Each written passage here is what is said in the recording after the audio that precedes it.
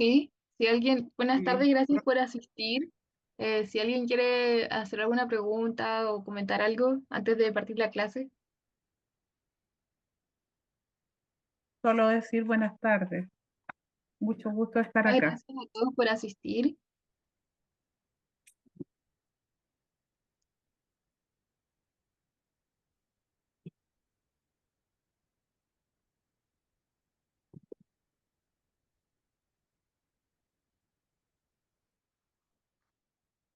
Ya, bueno, vamos a partir, muchas gracias por su asistencia. Vamos a hablar hoy día de la ideología del frente amplismo con el profesor de hoy es Gonzalo Arenas, que él es abogado de la Universidad Católica y es autor de libro de Antonio Varas, y que él nos va a hablar hoy día de la ideología del Frente Amplismo. Profesor, muchas gracias por su asistencia y por estar acá.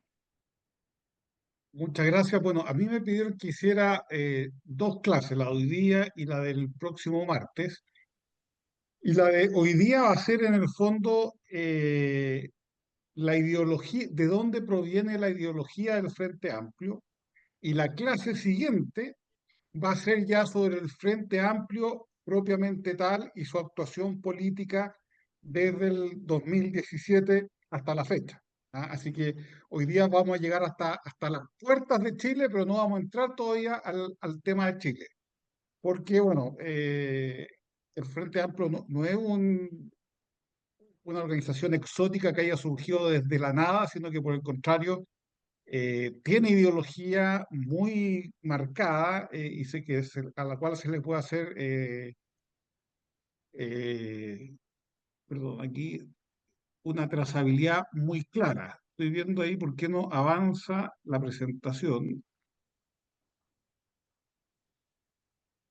A ver, a ver, ahí sí. Bueno, como pueden ver ahí, hay una foto de la caída del muro de Berlín.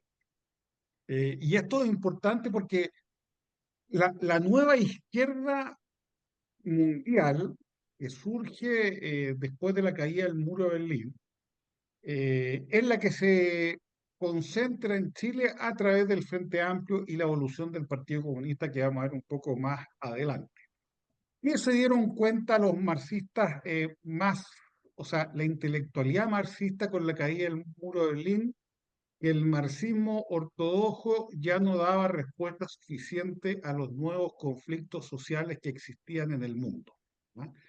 Y por lo tanto había que hacer una reformulación del marxismo profunda que permitiera llegar a la segunda venida de Marx, ¿ah? Una especie de Marx recaudado y sobre todo un Marx que estuviera acorde con la nueva realidad social que según ellos la hegemonía neoliberal había impuesto. Y aquí habían dos temas principales que a estos intelectuales marxistas críticos los complicaba o que veían que era necesario superar. Primero, lo que se llamaba el esencialismo de clase y después el determinismo económico.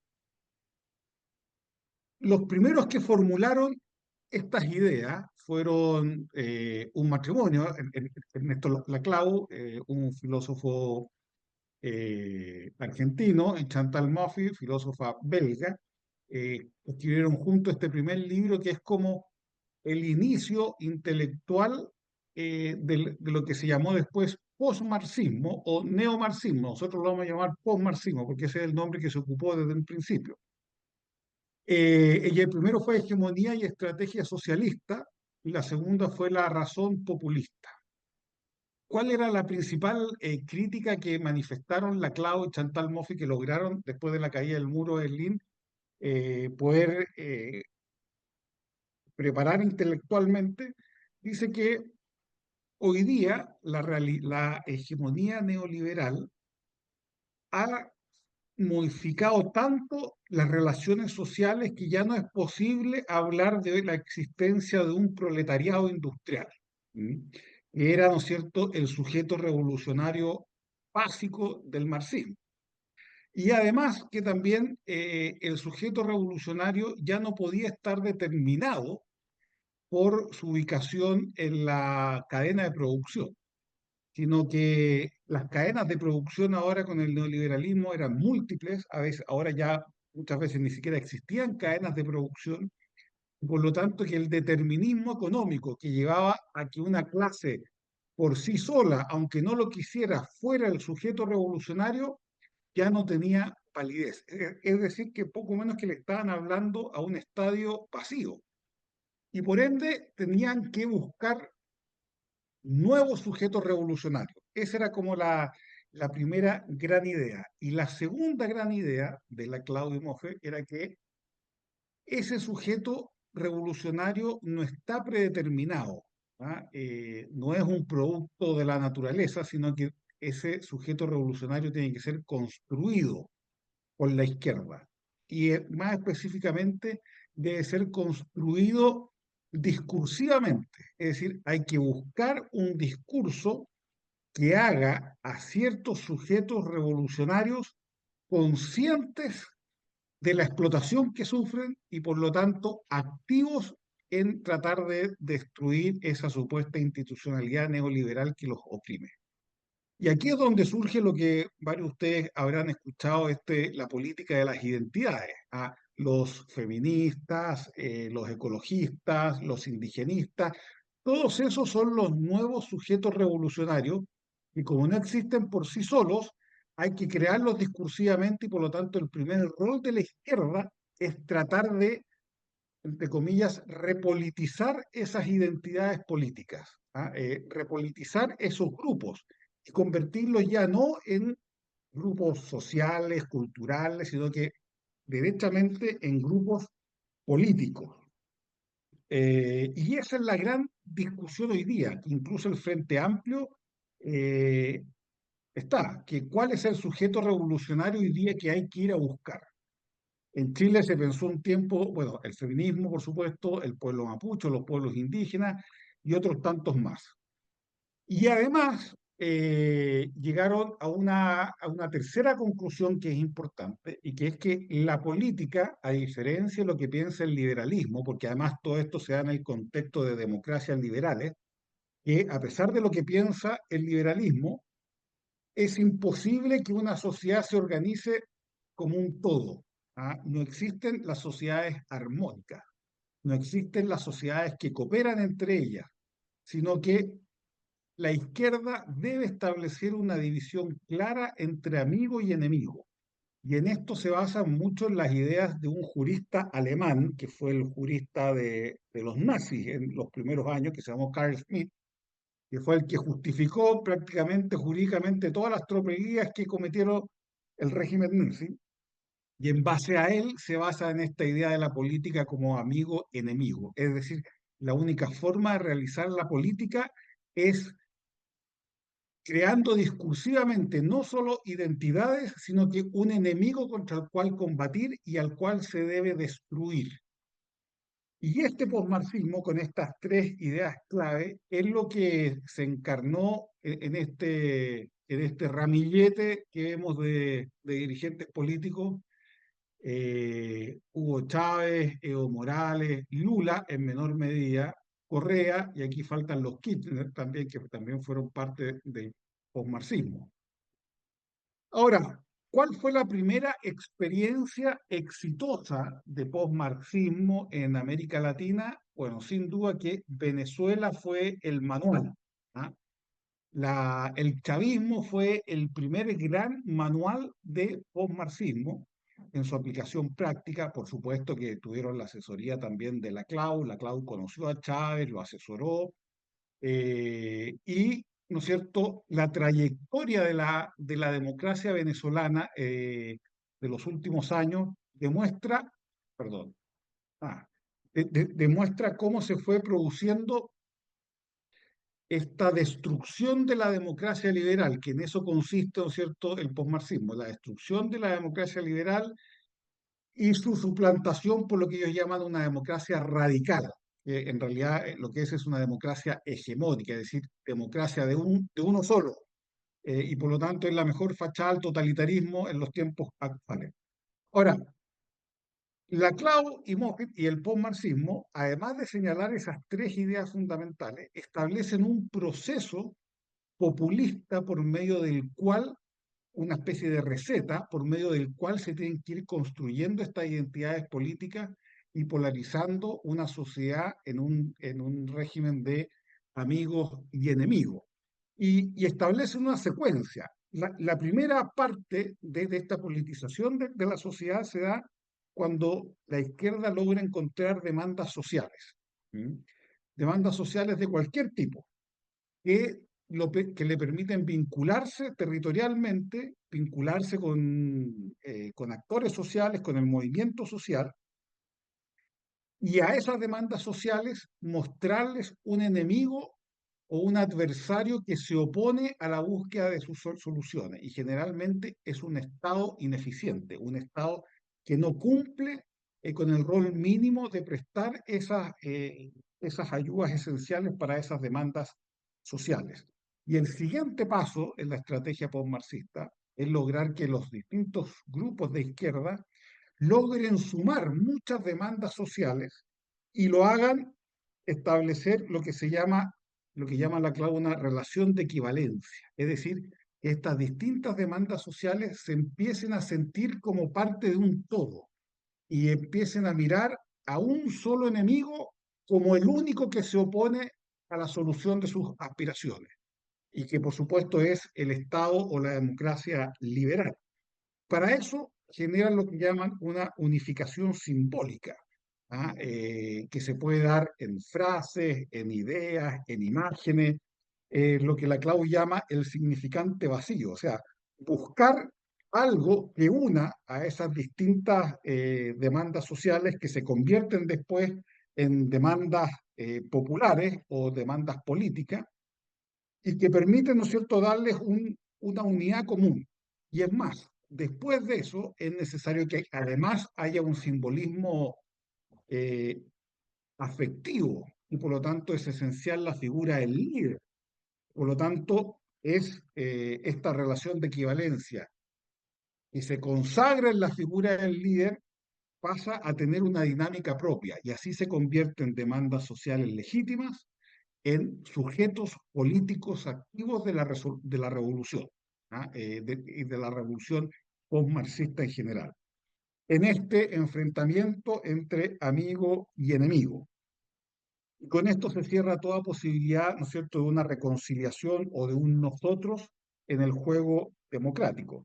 Bueno, esta idea, esta estrategia postmarxista, Hugo Chávez la llevó a cabo a partir de 1998, cuando ganó las elecciones presidenciales. Antes hay que decir que esta revolución postmarxista no surgen de la nada, surgen de países que tienen conflictos sociales no resueltos. Venezuela había vivido su propio estallido social igual que el nuestro, que se llamó el Caracazo en 1989. Y después de eso, Hugo Chávez intentó un golpe de Estado en el 92 y en el 98, después de un largo trayecto, ganó las elecciones presidenciales y asumió en 1999. Y aquí comenzó la aplicación del manual postmarxista con la cual en poco más de un año terminó destruyendo una democracia que tenía décadas de funcionamiento pacífico como fue la venezolana, con muchos defectos, por supuesto, pero que era una democracia que al menos formalmente funcionaba. Y así, lo primero que hizo fue, le pidió a la Corte Suprema, o la presionó en realidad, de que interpretara la Constitución y le permitiera hacer un referéndum consultivo o una asamblea constituyente, para tomarlo en términos nuestros, una asamblea constituyente una vez asumido en el poder, cosa que no permitía la constitución vigente que era de 1961. La Corte Suprema se rindió ante esta presión, era un candidato que recién había ganado con un buen porcentaje de votos, así que lo dejó realizar este referéndum consultivo, es decir, preguntarle a la gente si quería o no una asamblea constituyente. Y por supuesto, esa asamblea la ganó con el 62% de los votos, o sea, ese referéndum, y así posteriormente llamó a que se hiciera la elección de la Asamblea Constituyente. Y para esta elección ya Hugo Chávez había logrado politizar una vez en el gobierno lo que se llamó el Consejo, lo que se llama el Consejo Nacional Electoral Venezolano, que es como el CERVEL venezolano, lo cual lo intervino políticamente, le quitó legitimidad, le quitó imparcialidad y logró modificar la ley de elecciones de hacerlo proporcional, que era la tradición electoral en Venezuela, a hacerlo por listas. Y esto llevó a que el resultado, los partidarios de Chávez con el 65% obtuvieran el 95% de los diputados de la Asamblea Constituyente y la oposición con el 22% solamente el 4,5%. Es decir, hubo 131 diputados chavistas y 6 diputados de oposición. ¿No? Con esta triquiñuela de haber cambiado el sistema electoral y el fraude electoral a través del Consejo Nacional Electoral. Si se empiezan a fijar, es más o menos el mismo trayecto que siguió después del estallido social en Chile. Después de eso, lo primero que hizo esta nueva Asamblea Constituyente es que se trató de establecer como un poder originario, es decir, con la facultad de poder reformar todo, que es lo mismo también que se intentó en Chile en sus primeras sesiones. Y con este poder originario empezaron a dictar decretos que desmantelaron la democracia venezolana. Primero, el decreto de reorganización de los órganos del poder público, pues empezaron a darse los actos constituyentes, que fue aprobándose la constitución por partes antes de la votación final, que también se intentó acá en Chile. Después se dictó un decreto de emergencia judicial por el cual barrió con la Corte Suprema y con todos los tribunales y nombró a puros jueces partidarios de él. Después vino la reorganización del Poder Legislativo, con el cual sacó a todos los diputados también de oposición y llenó el Congreso con diputados propios, con simpatizantes chavistas, y de ahí logró que se aprobara la Constitución, la nueva, y además que después se produjeran nuevas elecciones para legitimar a todas las autoridades electas, aunque no hubiesen terminado sus mandatos. Y por lo tanto, con las nuevas normas, logró el poder total electoralmente, y el 2001 hizo que además el Congreso le aprobara una ley habilitante por la cual podía legislar en el fondo por decreto. Es decir, fue la construcción de una dictadura posmarxista de libro, y que si uno se fija bien es más o menos el mismo procedimiento que hicieron los nazis en 1933 cuando asumieron el poder. Más o menos tiene la misma lógica y por lo tanto es un procedimiento profundamente antidemocrático. Bueno, esta experiencia después o marxista se repitió en Bolivia, si se fijan, al lado de Evo Morales está García Linera, que es uno de los grandes ideólogos del postmarxismo latinoamericano, que fue el vicepresidente de Evo Morales durante todo su periodo. Y aquí también, de demandas sociales no satisfechas, como fueron la guerra del agua del año 2000, después la guerra del gas del 2003, eh, Evo Morales logró la destitución primero del presidente Gonzalo Sánchez de Lozada en 2003 y después de Carlos Mesa en 2005. Y llamó a elecciones, ganó las elecciones, después llamó a una elección de una asamblea constituyente y empezó el mismo proceso chavista. La asamblea constituyente se quiso convertir en poder constituyente originario, se trató de politizar, se trató de amenazar, ahí se hicieron la estrategia famosa que también el Partido Comunista quiso aplicarla en Chile, que es el cerco al Congreso, y al final del 2009 se realizó el referéndum de la nueva constitución que nuevamente mataba prácticamente todas las instituciones democráticas bolivianas. Lo mismo ocurrió en Ecuador con Rafael Correa, que aplicó exactamente la misma estrategia. Él asumió el gobierno el año 2007. Lo primero que hizo, una vez en el gobierno, llamó a la Asamblea Constituyente, y esto es importante y se lo repito porque lo que pasó en Chile no fue algo espontáneo, no fue que se nos ocurrió entre todos hacer una Asamblea Constituyente, no fue que se nos ocurrió entre todos hacer plebiscitos habilitantes para reformar la Constitución. Esto viene de un manual ya hecho, preescrito y por lo tanto de aplicación clara en Chile. Eh, Llamó a una asamblea constituyente, también hizo que se votaran los diputados, intervino electoralmente, logró que la mayoría de sus partidarios fueran nombrados en esa asamblea constituyente y después la asamblea constituyente se convirtió en poder originario y ¿qué hizo? Lo primero que hizo fue disolver el Congreso y ella se autoinstituyó como Congreso y en parte a esa autoinstitución como Congreso fue legislando todo lo que Rafael Correa quiso.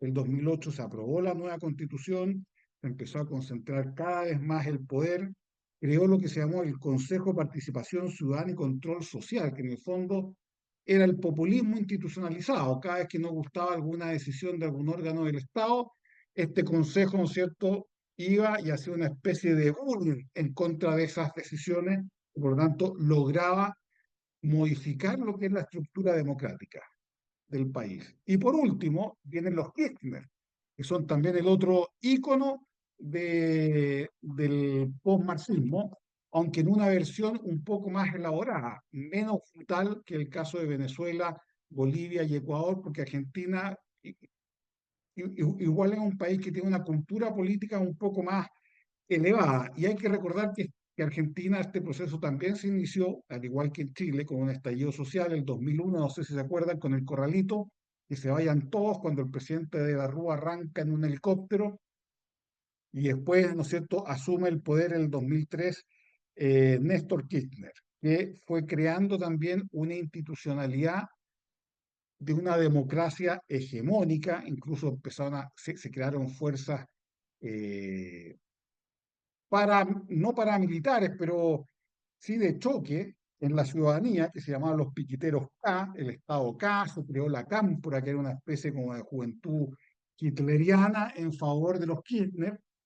Se creó el Consejo, se fue ampliando el Consejo de la Magistratura para intervenir al Poder Judicial, después se creó el Instituto de Revisionismo Histórico Argentino, después se dictó la Ley de Medios del 2009, se estatizaron los fondos de pensión, igual como se trató de hacer en Chile, etcétera. Es decir, nuevamente la receta post-marxista aplicada en plenitud. En todos estos lugares estuvo metido Ernesto Laclau. En todos estos lugares, además, estuvieron metidos un grupo de jóvenes españoles que después, el 2014, fundaron Podemos. Augusto Iglesias, ¿no es cierto?, el líder de Podemos. Todos estos fueron grandes discípulos de Laclau, de García Linera, fueron los que vinieron a asesorar a Latinoamérica a estas nuevas revoluciones postmarxistas. De hecho, tenían un centro en Madrid, el Centro de Estudios Políticos y Sociales, que todavía se sospecha que financiaban con platas del chavismo su actividad política en España, a tal nivel que tuvieron que cerrar el centro y lo tuvieron que instalar en Ecuador, y existe hasta el día de hoy, se llama el CELAC.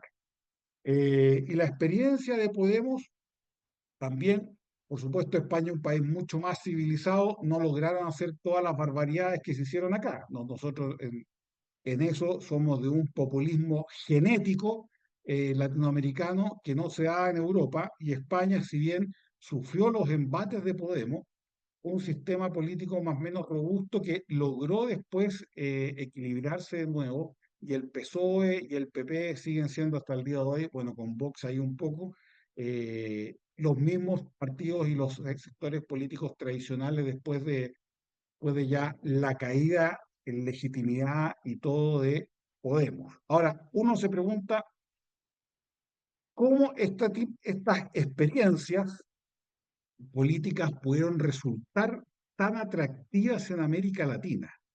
¿Cómo pudieron con un manejo de la economía irresponsable, con un manejo de la política irresponsable, cómo pudieron sobrevivir tanto tiempo?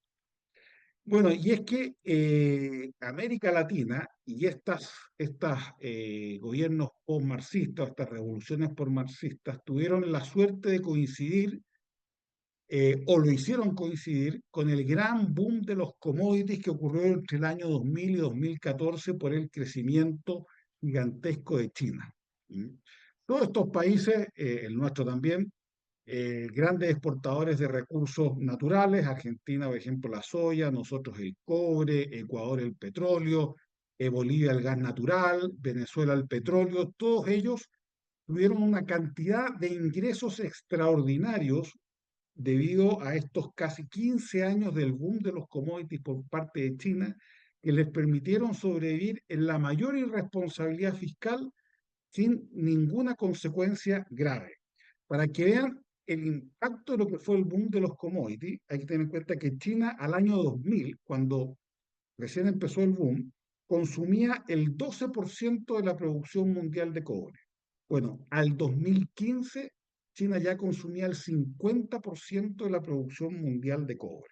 Es decir, esto permitió además que en el imaginario político nuestras sociedades latinoamericanas asociaran a estos gobernantes postmarxistas con grandes beneficios sociales que por supuesto se sostenían en una mentira, no en nada permanente, pero que les permitió un buen crecimiento económico, les permitió legitimarse por muchos años y quedar en la memoria colectiva no como gobiernos tremendos, sino que en muchos casos, por ejemplo, en el caso del chavismo, como gobiernos fundacionales. Y así tenemos a Maduro, ¿no es cierto?, que se siente el primer chavista de América Latina, etcétera.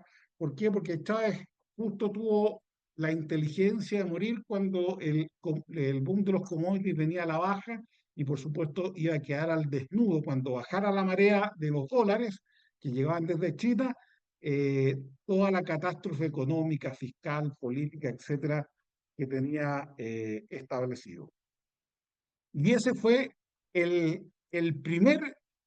la primera oleada posmarxista en América Latina, que terminó, ¿no es cierto?, con el fin de los commodities, terminó con la caída de Hugo Chávez, o sea, perdón, con la muerte de Chávez y la perpetuación de Maduro, pero que terminó con la caída de Correa, terminó con la caída de Evo Morales y en el caso de los Kirchner terminó, ¿no es cierto?, también con la caída de la señora Fernández de Kirchner, ¿no es cierto?, en el descrédito y bueno, después vino el gobierno de Macri. Ahora, sin embargo, esta primera derrota que sufrió el posmarxismo, en esta primera oleada posmarxista, no se quedó en nada y se inició una segunda oleada posmarxista, que se inició en el 2019 y ahí cae Chile en el estallido social del 2019. Yo aquí les quiero contar que el 2019, para que se acuerden, no fue un tema que solo ocurrió en Chile. En las mismas fechas, en el mismo año, con diferencia de meses, vino el estallido social en Colombia, en Ecuador y en Chile.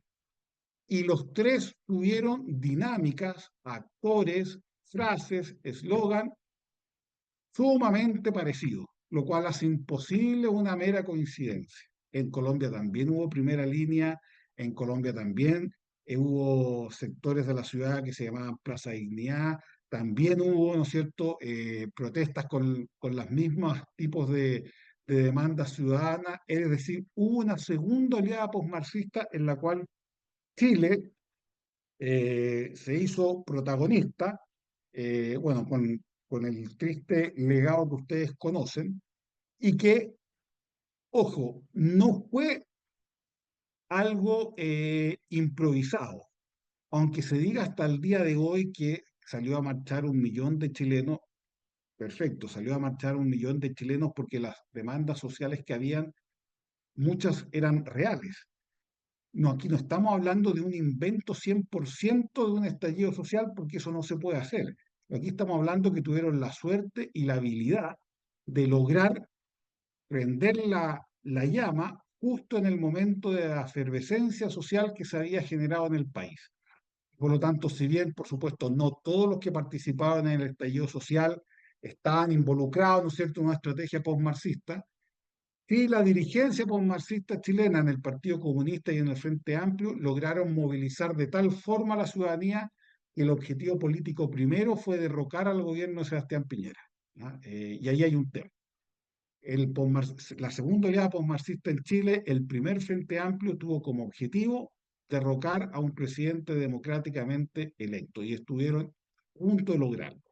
Y no lo lograron por, bueno, distintas razones que vamos a ver más adelante. Pero yo quería mostrarles cómo esta evolución que terminó en el 2009 se fue dando, o esta evolución marxista se fue dando en el Partido Comunista, que fue en paralelo con el Frente Amplio.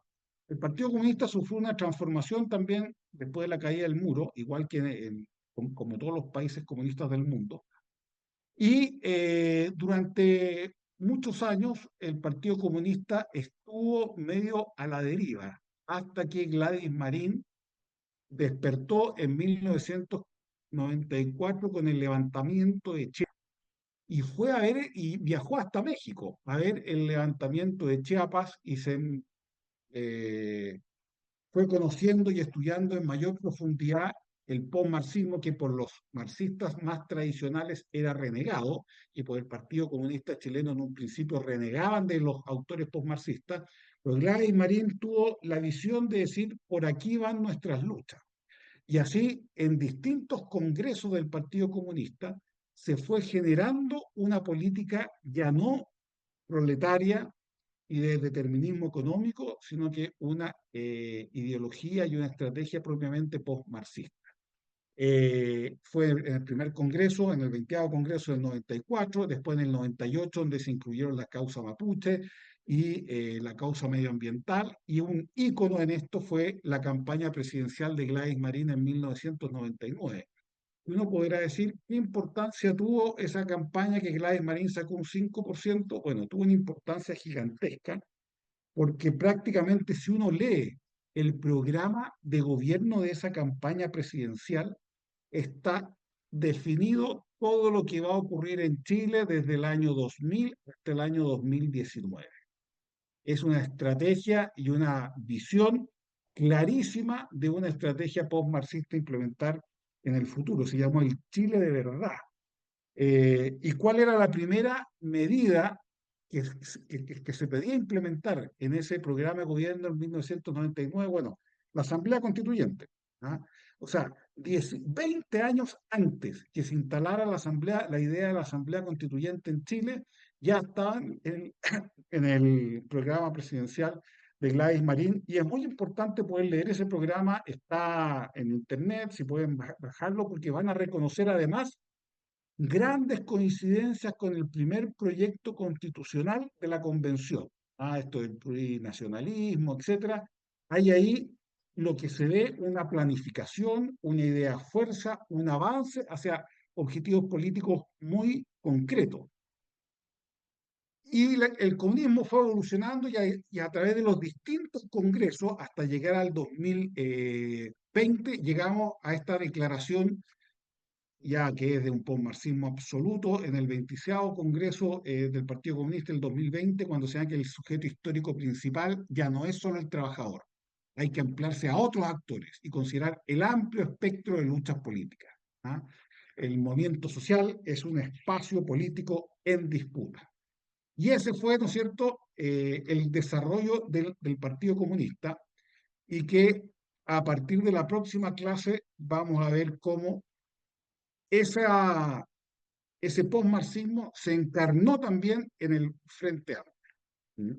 A través, bueno, de ahí lo vamos a ver, vamos a llegar hasta aquí para que tengamos preguntas, conversaciones, ideas, consultas que tengan sobre esta primera fase, que es en el fondo la constitución o los antecedentes o la historia ideológica del Frente Amplio actual.